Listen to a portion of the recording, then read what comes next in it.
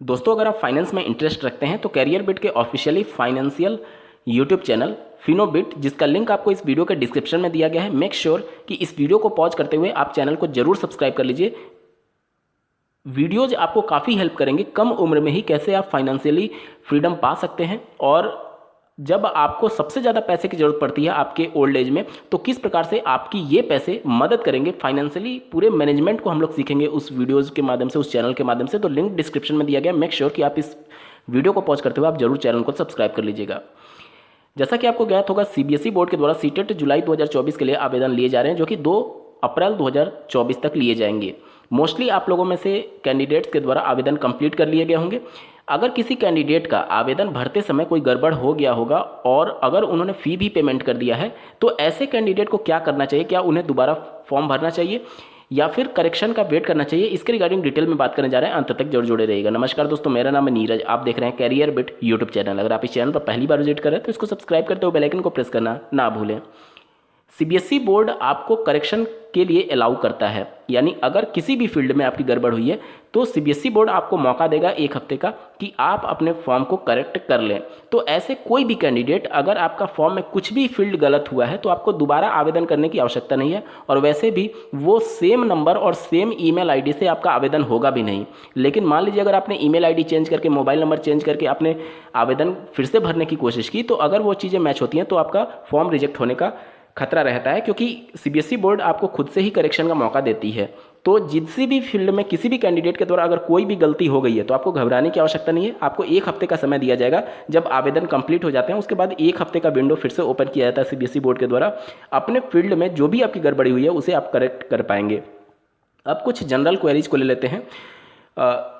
एक सम्मानित सदस्य के द्वारा मेल के माध्यम से मुझे अपनी समस्या उन्होंने बताई थी कि साइबर कैफ़े के माध्यम से उन्होंने जब आवेदन कंप्लीट कराया तो वो दोनों पेपर भरना चाहते थे, लेकिन साइबर कैफ़े वाले ने बाय मिस्टेक केवल पेपर 1 के लिए अप्लाई किया। वो बीएड और डीएड दोनों कोर्स किए हुए हैं, तो उस कंडीशन में उन्हें क्या करना चाहिए, उन्होंने क्वेश्चन पूछा था।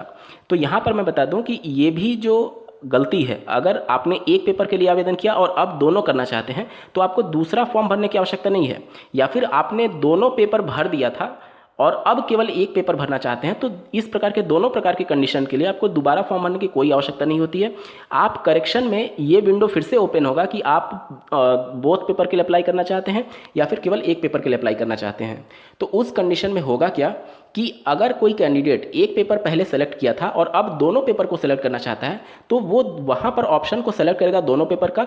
और अब जो, चूंकि अगर आप जनरल या फिर ओबीसी कैटेगरी से बिलोंग करते होंगे तो एक पेपर के लिए आपने 1000 रुपया दिया होगा, और अगर एससी एसटी या फिर डिफरेंटली एबल्ड पर्सन से बिलोंग करते होंगे तो फिर आपने 500 रुपये फीस के तौर पर दिया होगा। और अब आप दोनों पेपर के लिए आवेदन करना चाहते हैं, तो अगर आप ओबीसी या फिर जनरल कैटेगरी से बिलोंग करते हैं तो दोनों को जब आप सेलेक्ट करेंगे तो जो रिमेनिंग आपका अमाउंट है, क्योंकि दोनों पेपर के लिए अनरिजर्व कैटेगरी और ओबीसी के लिए 1200 रुपये पेमेंट रखा गया है, और एससी एसटी और डिफरेंटली एबल्ड पर्सन के लिए 600 रुपये फी पेमेंट रखा गया है। तो अगर आप ओबीसी जनरल से बिलोंग करते हैं तो जो रिमेनिंग अमाउंट आपका 200 रुपये बच रहा है, क्योंकि 1000 तो आपने एक पेपर के लिए पेमेंट कर दिया होगा। अब जो दोनों के लिए फीस निर्धारित किया गया है 1200 रुपये, उससे जो रिमेनिंग अमाउंट हो रहा है 200 रुपये, वो फिर से आपसे चार्ज किया जाएगा। मतलब कि जब आप करेक्शन विंडो में बोथ पेपर को सेलेक्ट करेंगे तो फिर से आपका 200 रुपये फीस मांगा जाएगा, जिसे आप ऑनलाइन पेमेंट कर सकते हैं। इसी प्रकार से अगर आप एससी एसटी से बिलोंग करते हैं तो उस कंडीशन में आपने एक पेपर के लिए अप्लाई किया था, तो अब आपको दोनों करना है, तो जो 600 रुपये दोनों पेपर का फीस होता है, तो उस कंडीशन में 100 रुपये जो रिमेनिंग अमाउंट है आपसे फिर से मांगा जाएगा जब आप करेक्ट करेंगे, ठीक है। और साथ ही साथ ऐसे कैंडिडेट की बात कर लेते हैं जिन्होंने गलती से दोनों पेपर अप्लाई कर दिए। जैसे मान लीजिए बीएड कैंडिडेट, वो पेपर 1 के लिए अप्लाई करने के लिए एलिजिबल नहीं थे, लेकिन साइबर कैफे के माध्यम से या फिर किसी भी माध्यम से अगर उन्होंने दोनों पेपर के लिए अप्लाई कर दिया तो वो या तो 1200 रुपये या तो 600 रुपये पेमेंट किए होंगे, डिपेंडिंग अपॉन देयर कैटेगरीज। अब अगर वो केवल एक पेपर के लिए अप्लाई करना चाहते हैं तो ऐसा नहीं होगा कि उनको फीस वापस मिलेगा। एक बार जो फीस चला गया वो रिटर्न नहीं आएगा। उस कंडीशन में आप दोनों में से एक को सिलेक्ट तो कर पाएंगे, मतलब कि आपका फॉर्म करेक्ट हो जाएगा, लेकिन फीस आपको रिफंड नहीं किया जाएगा सीबीएसई बोर्ड के द्वारा। यहाँ तक चीज़ें क्लियर हो गई। चलिए, साथ ही साथ मैं यहाँ पर विशेष तौर पर जोर देकर के कहना चाहूँगा कि अगर आप दोनों पेपर अप्लाई करना चाहते हैं तो अलग अलग फॉर्म मत भरिएगा। अलग अलग आप फॉर्म भरेंगे तो एक तो सेम मोबाइल नंबर और ईमेल आईडी से वो लेगा नहीं। अगर मान लीजिए आपने ईमेल आईडी और मोबाइल नंबर चेंज करके ज़बरदस्ती भरने की भी कोशिश की तो इससे होगा क्या कि आपका हो सकता है कि अलग अलग सेंटर अलॉट हो जाए। तो कभी भी भूल करके ऐसी गलती मत करिएगा, क्योंकि दोनों पेपर के बीच में जो टाइम गैप आपको मिलता है, हो सकता है कि आपका एक सेंटर कहीं दूसरी जगह पड़ जाए और दूसरा सेंटर कहीं दूसरी जगह पड़ जाए। तो इस कंडीशन में आपको फॉर्म एडिट करके ही आपका प्रॉब्लम का सॉल्यूशन हो जाएगा।